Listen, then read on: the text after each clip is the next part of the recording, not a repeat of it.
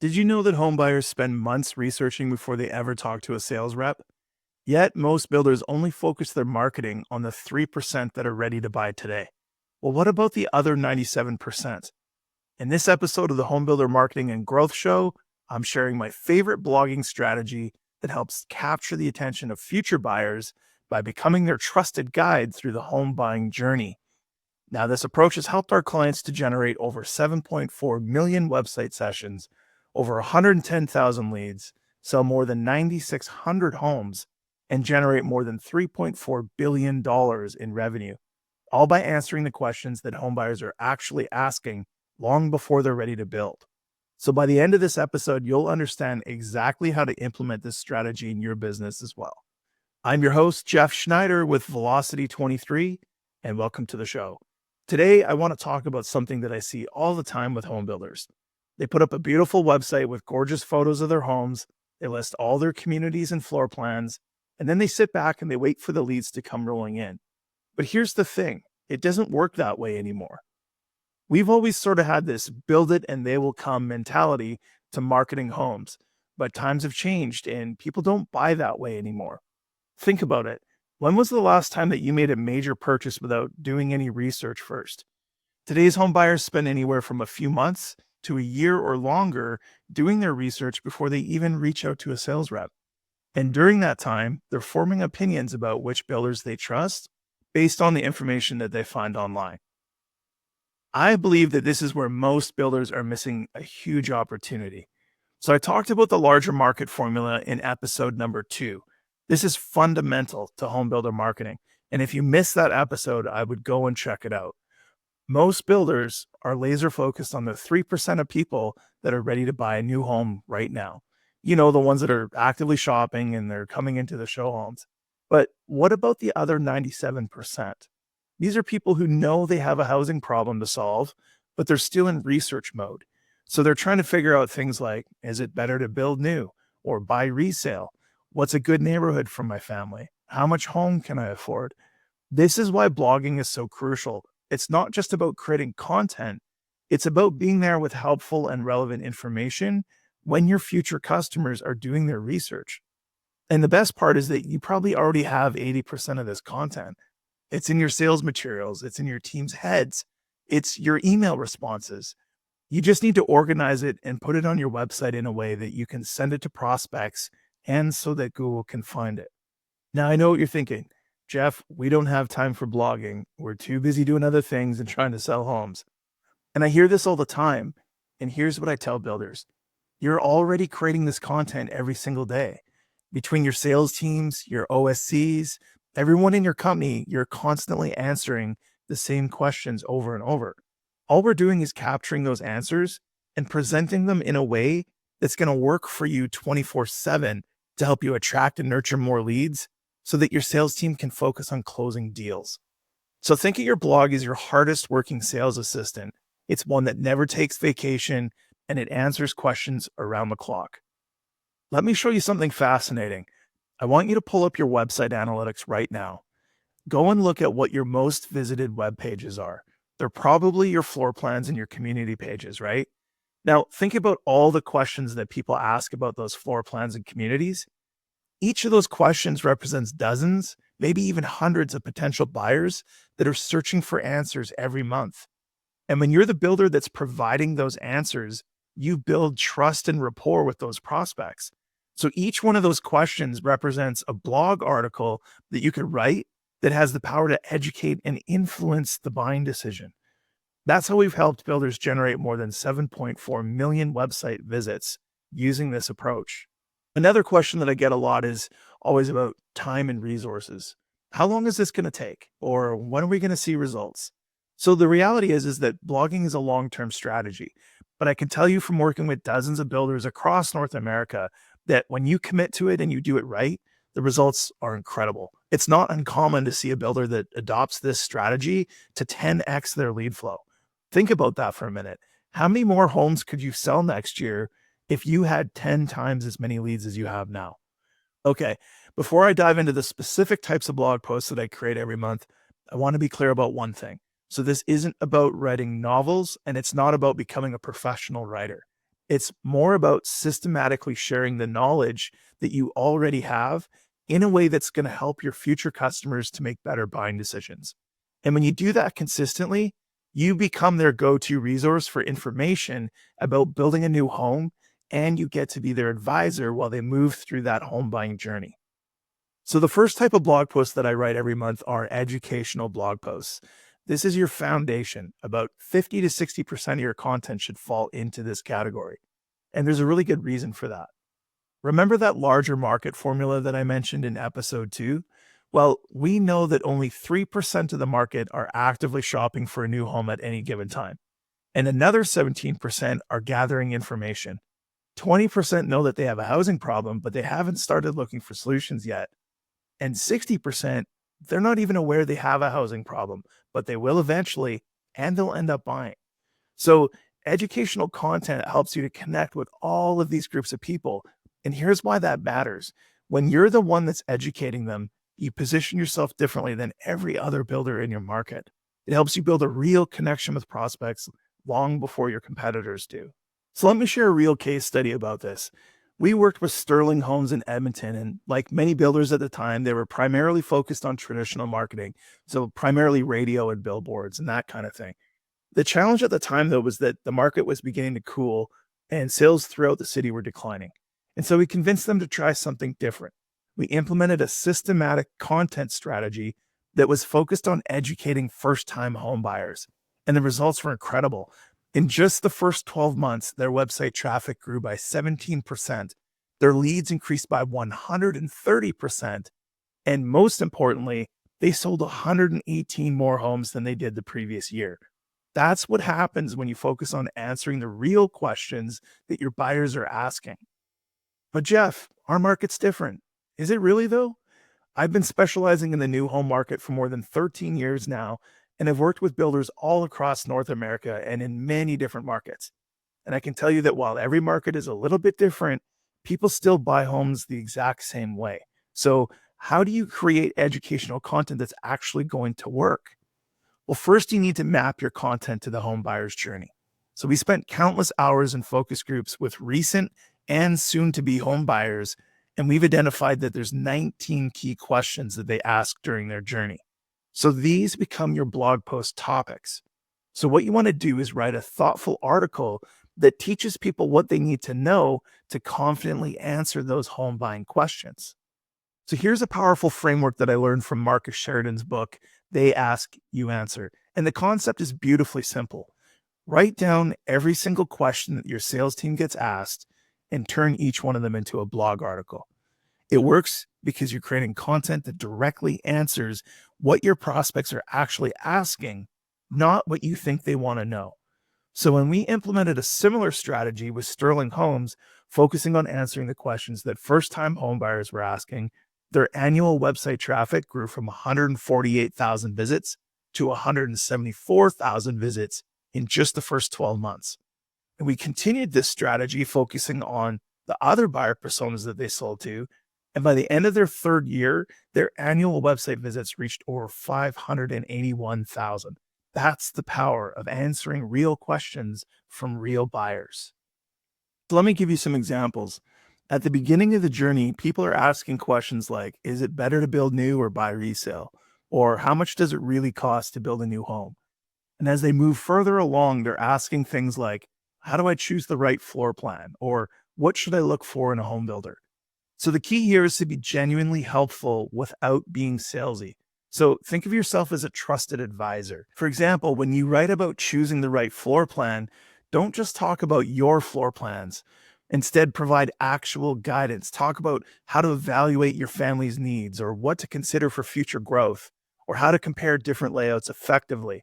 Then, naturally, you can mention how your floor plan addresses these considerations. But here's the thing about educational content. You have to commit to quality. We're not just throwing 500 words on a page to check a box. Our best performing posts are typically 1,200 to 1,500 words, and they include things like checklists, comparison guides, or downloadable worksheets. Because here's what happens. Someone finds your blog post through Google, they read it, and they find it genuinely helpful, And then they see that they can download a tool to help them utilize what they just learned. So they're much more likely to give you their email address because you've already provided value and you've built some trust. The beautiful thing about educational content is that it works for you 24/7, 365 days a year. So once it's published and optimized, it continues drawing in prospects and building trust with them, even when your sales office is closed. And when these prospects do finally reach out to sales, they're much more educated, which makes them easier to sell to. And they're often further along in their decision making process, which usually means a shorter sales cycle.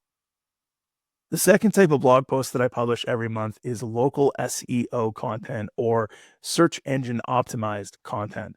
So this should make up about 20 to 30% of your content strategy. And it's absolutely crucial for visibility in your market. So when it comes to local SEO content, you're really creating two things at once: helpful local information for your prospects and strategic content that Google loves to rank. And while educational content's pretty straightforward to write because you're just sharing what you know, SEO focused content requires more research and more strategy. So when you get it right, the results are incredible because you're attracting visitors to your website who are actively searching for information about where they want to live. Let me show you what I mean. We wrote an article for Copper Builders about the Noda neighborhood in Charlotte. Now, this wasn't just a basic overview. We studied what was already ranking, we analyzed the content structure, and we created something that was more comprehensive than anything else that was already out there. And the results were that that single article now ranks number 4 for their main keyword, but it also shows up for 218 other organic keywords. It now brings in over 1,100 qualified visitors every single month who are actively researching life in Noda. So, just from that one blog article, that's the power of strategic SEO content. Here's another example of the power of local SEO focused content. So, Alberta, Canada is seeing a massive influx of people that are moving into the province. So, we wrote an article for our client comparing Edmonton to Calgary, the two major cities in the province, to help people decide which city would be the best fit for them. By following this SEO strategy, doing deep keyword research, creating comprehensive coverage, and properly optimizing that blog post, it hit number 1 for its target keyword. Today, that single article ranks for 381 different keywords, and it brings in over 1,750 organic visitors to the website every month.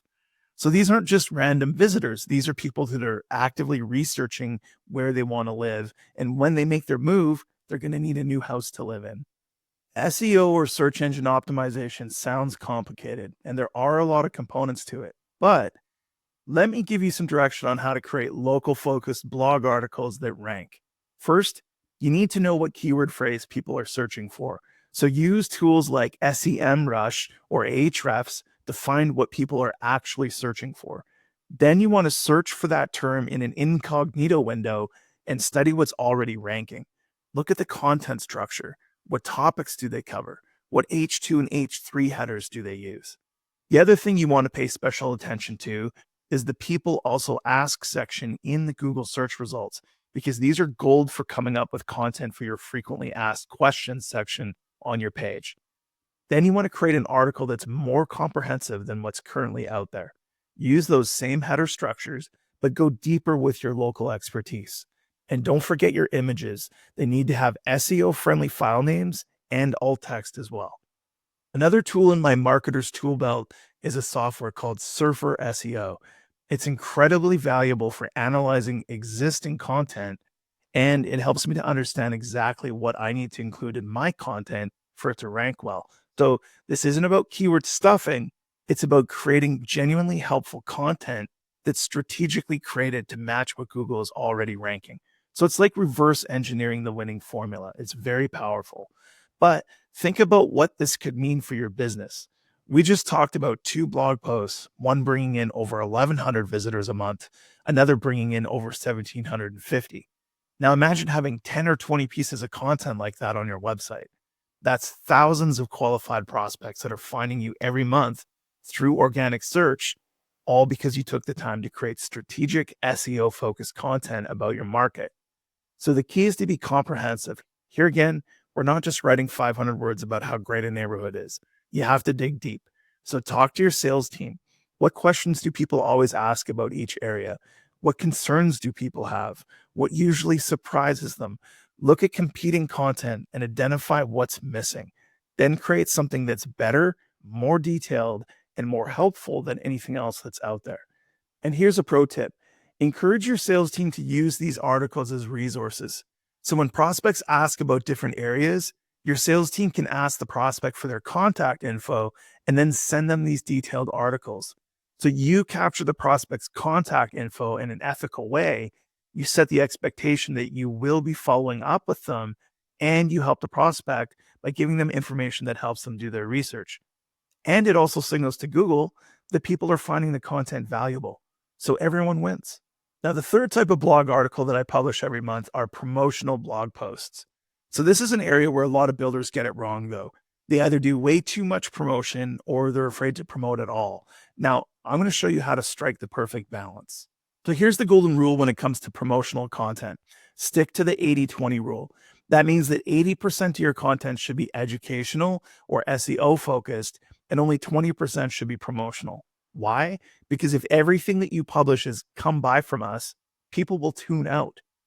But when you've already established yourself as a helpful resource through your educational content, your promotional posts actually work better because your audience is more receptive because you've earned their trust.